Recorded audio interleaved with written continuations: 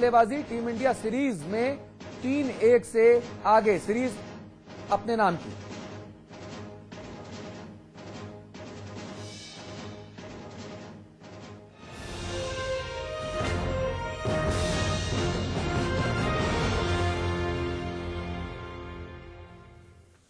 नमस्कार, आपके साथ मैं अतुल अग्रवाल हूं। ताज कांटे का हो या फिर फूलों का, उसे पाने की ख्वाहिश कमोवेश बराबर होती है। तभी तो बीजेपी में अध्यक्ष पद को लेकर लंबी खींचतान चली। खींचतान का पटाक्षेप हुआ तो राजनाथ सिंह की ताजपोशी हो गई। कुछ खुश हैं, कुछ नाखुश। लेकिन सवाल यह है कि राजनाथ के हाथ में कमान आने से फर्क क्या पड़ेगा? क्या उत्तर प्रदेश समेत राष्ट्रीय राजनीति में हाशिए पर आ चुकी बीजेपी के दिन बहुरेंगे? क्या फिर से कमल खुलकर खिल पाएगा?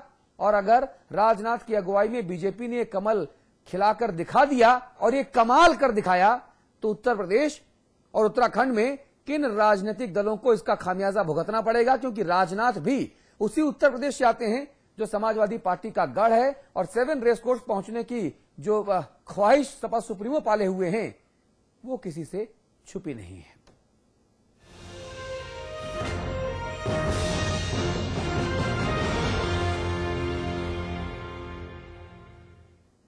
तो सभी कयासों पर विराम लगाते हुए राजनाथ सिंह की बीजेपी अध्यक्ष पद पर ताजपोशी हो गई। पार्टी की तरफ से नामांकन दाखिल करने वाले वो अकेले उम्मीदवार थे, लिहाजा वो निर्विरोध निर्वाचित कर लिए गए। लेकिन अब सवाल ये भी है कि ताज फूलों भरा है या फिर कांटों भरा?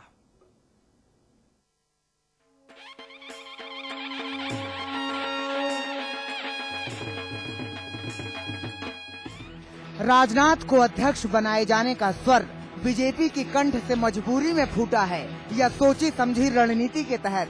लेकिन इतना जरूर है कि नितिन गडकरी के पूर्ति घोटाले के आरोपों ने बीजेपी नेताओं की नींदों की बखिया उधेड़ के रख दी थी। आखिरकार उपाय के तौर पर गडकरी को अध्यक्ष पद से अलविदा कह दिया गया और राजनाथ को राष्ट्रीय अध्यक्ष की कुर्सी दे दी गई।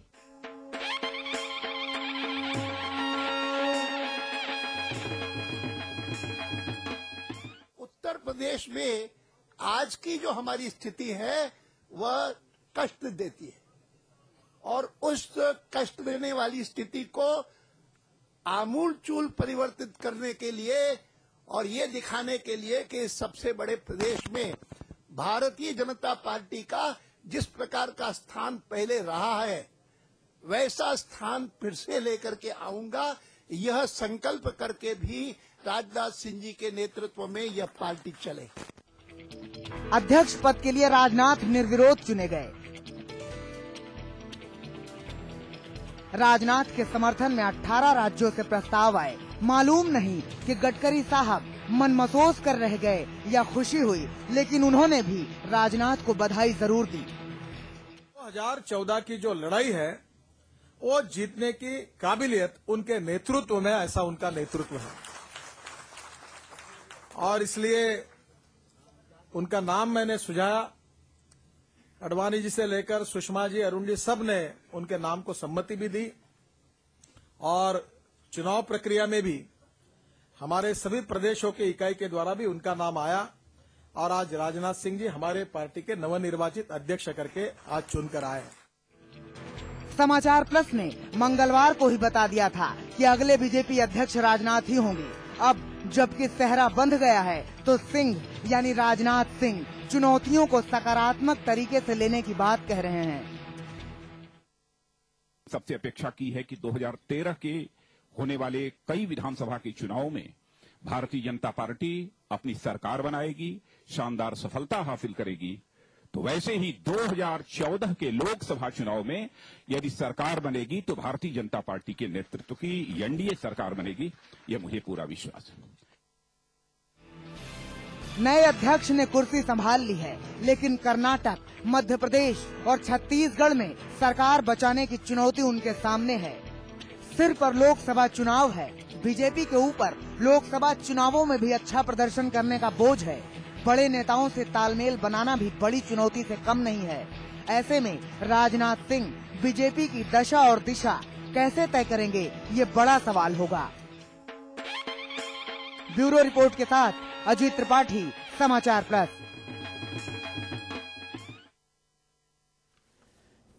चलिए, तो राजनाथ को ताज मिल गया है, इस मुद्दे पर चर्चा करेंगे। हमारे साथ अमिताभ अग्निहोत्री जी हमारे मैनेजिंग एडिटर हैं, इसके अलावा गोपाल राय जोड़ेंगे हमारे साथ। आप नेता हैं आम आदमी पार्टी के, कल तक समाज सेवक थे, आज नेता हैं। नेता भी समाज सेवक होता है, लेकिन आजकल हमारे नेता लेता है, समाज सेवा कम करता है, ये एक आरोप लगता रहा। खैर, इन्हीं तमाम आरोपों को दरकिनार करते हुए गोपाल राय साहब हमारे साथ होंगे।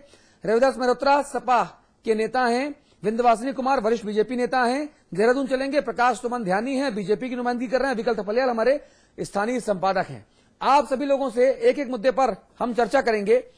पहले बीजेपी वालों से बात करते हैं। विंध्यवासिनी कुमार जी पहली बार हमारे स्टूडियोज में आए हैं, आपका विशेष स्वागत है। धन्यवाद। कल्याण सिंह और राजनाथ सिंह की जो दोस्ती है वो बहुत बहुत प्यारी है, वो जग जाहिर है। कल्याण सिंह ने आज कह दिया कि राजनाथ सिंह को बधाई, लेकिन गडकरी साहब ज्यादा बेहतर हैं, गडकरी साहब का कार्यकाल ज्यादा अच्छा है। यानी आज ताजपोशी हुई और आज ही कांटे चुभ होना शुरू कर दिए गए। ऐसा है कि राजनाथ सिंह जी अभी आए हैं हमारे दल में और हमारी पार्टी के वरिष्ठ नेता रहे हैं, उत्तर प्रदेश के मुख्यमंत्री रहे हैं। कल्याण सिंह मैं दुरुस्त कर दूं, कल्याण सिंह जी। हाँ, राजनाथ सिंह जी भी मुख्यमंत्री रहे हैं। हाँ, और आने के बाद बड़ी रैली हुई जिसमें कल्याण सिंह जी का स्वागत हुआ। और मैं आपको बता दूं, उत्तर प्रदेश में भारतीय जनता पार्टी राजनाथ सिंह और कल्याण सिंह के नेतृत्व में बहुत आगे बढ़ेगी। और 2014 में जो एनडीए की सरकार बनानी है, दिल्ली की ताजपोशी है, उसके लिए दोनों के नेतृत्व को निश्चित रूप से सफलता मिलेगी, ऐसा मेरा पूर्ण विश्वास है। राजनाथ जी पहले भी मुख्यमंत्री। आपका जो विश्वास, अरे आपका जो विश्वास है वो जमीनी तौर पर इस वक्त क्या गुल खिला रहा है, ये हम दिखा रहे हैं। कल्याण सिंह ने आज ही बयान दिया है। सवाल तो ये ना, आपका जो विश्वास है वो विश्वास आपको मुबारक। लेकिन अगर मैं पिछले राजनाथ सिंह के पिछले कार्यकाल के बारे में चर्चा करूं, तब उनकी नरेंद्र मोदी से नहीं बनी, आडवाणी से नहीं बनी, अरुण जेटली को उन्होंने पार्टी प्रवक्ता पद से हटाया था, बड़े बड़े नेताओं से उनकी पट्टी नहीं है। कल्याण सिंह ने यहां पर दम ठोक दिया है। इन तमाम विषमताओं को लेकर कैसे आगे बढ़ा जाएगा भाई? राजनाथ सिंह के अंदर समन्वय का बहुत अच्छा गुण है। अच्छा। और नरेंद्र मोदी ने भी आज उनको बधाई दिया है। हाँ, कल्याण सिंह जी ने पहले ही बधाई दिया था और मैं मानता हूं कि अभी वो प्रदेश अध्यक्ष बने हैं, समन्वय में सब नेताओं को साथ लेकर के अच्छे ढंग से वो आगे बढ़ेंगे, ऐसा मेरा विश्वास है। विंध्यवासिनी जी, और हाँ, एक सवाल था मेरे पास छोटा सा। हाँ, बताए। न उत्तर प्रदेश नया है राजनाथ जी के लिए, न राजनाथ जी नए हैं उत्तर प्रदेश के लिए। जी जी जी। वो उत्तर प्रदेश के मुख्यमंत्री थे, उस समय एक विधानसभा का चुनाव हुआ। भारतीय जनता पार्टी की सदस्य संख्या आपको याद है विधानसभा में कितनी आई थी उस चुनाव में? याद है। याद होगा। वो देश में कृषि मंत्री थे, तो लोकसभा का चुनाव हुआ। उत्तर प्रदेश ने कितने सांसद जिता के भेजे बीजेपी से, आपको याद है? और आज भी उत्तर प्रदेश भाजपा का चेहरा, जो संयुक्त चेहरा है, उसमें राजनाथ जी का एक चेहरा प्रमुख है। और आज उत्तर प्रदेश में 10 सांसद हैं भारतीय जनता पार्टी के लोकसभा में। तो क्या कुछ नया बदलाव आया? क्या उत्तर प्रदेश की भौगोलिक सीमाएं बदली? आज नहीं। क्या नेता बदले? नहीं। मुरली मनोहर जोशी जी, राजनाथ सिंह जी, कलराज मिश्रा, विंध्यवासिनी जी, सत्यदेव सिंह, ओम प्रकाश सिंह, कोई नया आदमी है क्या उत्तर प्रदेश में? नहीं ना। और इन सब लोगों के सामूहिक प्रयासों के नतीजे हम देख रहे हैं। कहां विधानसभा में खड़ी है भाजपा और कहां लोकसभा में खड़ी है। जी विंध्यवासिनी जी, अभी जो रैली हुई है भारतीय जनता पार्टी के द्वारा, जिसमें जन क्रांति पार्टी का विलय हुआ है, आपकी जानकारी होगी माननीय कल्याण सिंह जी का को उत्तर प्रदेश में एक अच्छा जनाधार रहा है।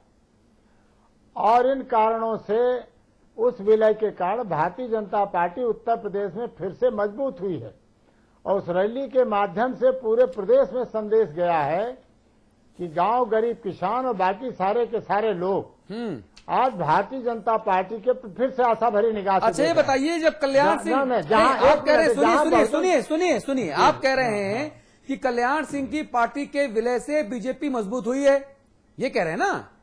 नहीं, मेरा दूसरा नहीं मैं अरे कुमार साहब समाचार प्लस के स्टूडियो में आप बैठे हुए हैं। सवाल बड़ा सीधा सा, जवाब बड़ा सीधा सा। चूंकि यहां पर जो विशेषज्ञ हमारे साथ होते हैं उन सबको हम बोलने का बराबर मौका देते हैं। ये चुनावी सभा और चुनावी मंच हमने बनाने की इजाजत इसको डे वन से नहीं दी है, इसलिए पूरी विनम्रता से पिन पॉइंटेड सवाल, पिन पॉइंटेड जवाब।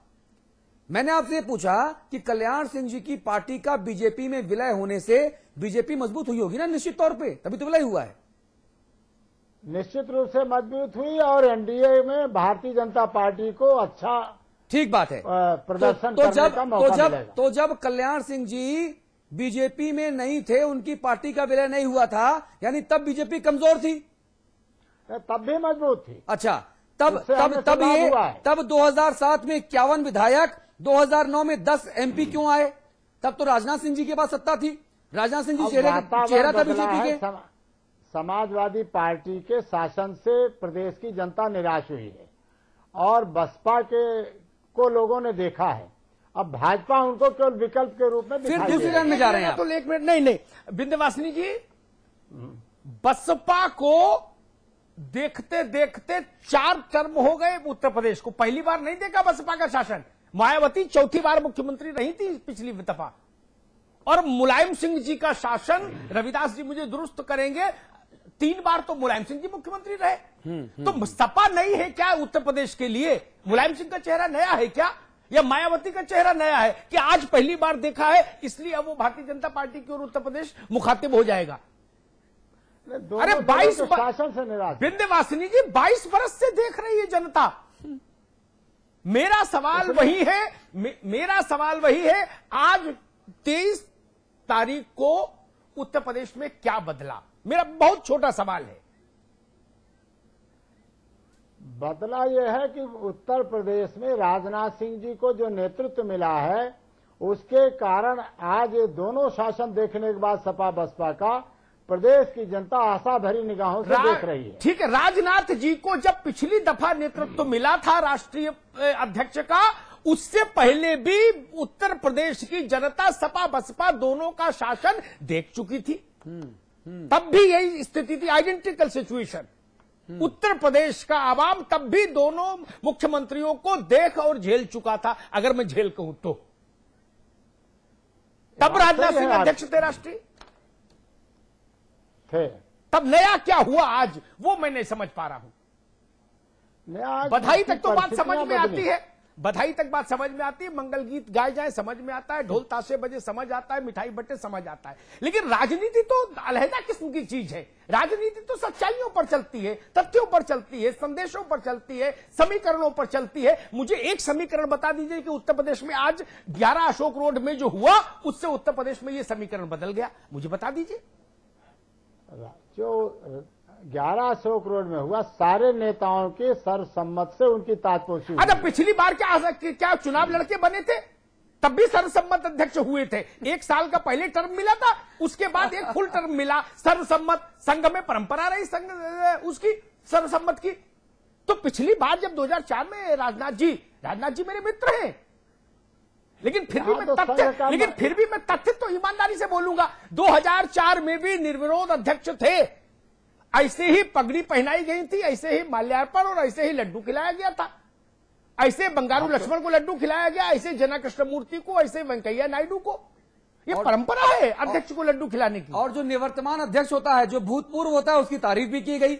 अगर गडकरी साहब ने इतने ही बड़े तीर मारे और इतना ही अच्छा काम रहा उनका 3 बरस का, तो उन्हें री इलेक्ट क्यों नहीं किया गया, जिसके लिए पार्टी का संविधान बदल दिया गया? ध्यानी जी के पास मैं जाऊंगा, कुमार साहब ध्यानी जी के पास चलूंगा। ध्यानी जी, ये सवाल लेकर मैं आपके पास आता हूं। अगर गडकरी साहब इतने ही बड़े तीरंदाज थे और इतना ही अच्छा उन्होंने काम किया, तो 3 वर्षों के कार्यकाल की बड़े बड़े चिट्ठे पढ़े गए वहां पर मंच से। पार्टी के संविधान में पहली दफे इतिहास में बदलाव हुआ गडकरी जी को दोबारा राष्ट्रीय अध्यक्ष बनाने के लिए, फिर उनका री इलेक्शन क्यों कैंसिल कर दिया गया भाई? नहीं जी ध्यानी जी बोलिए। गडकरी जी ने स्वयं कहा कि क्योंकि कुछ लोग मेरे पे बेवजह अभियोग लगा रहे हैं। वो तो 3 वर्षों में कई बार हुआ, वो तो 3 वर्षों में कई बार लगे। गोपाल राय साहब बैठे हैं, गोपाल राय साहब, कम से कम आपने गोपाल राय प्रश्न साहब, मेरे को गोपाल राय के पास चलूंगा मैं, ध्यानी जी, गोपाल राय के पास चलूंगा। गोपाल राय साहब, कम से कम मैं आपका, केजरीवाल साहब का यहां पर तो अभिनंदन करूंगा कि आप भारी भरकम हैवीवेट पहलवान गडकरी का विकेट उड़ा दिया आपने।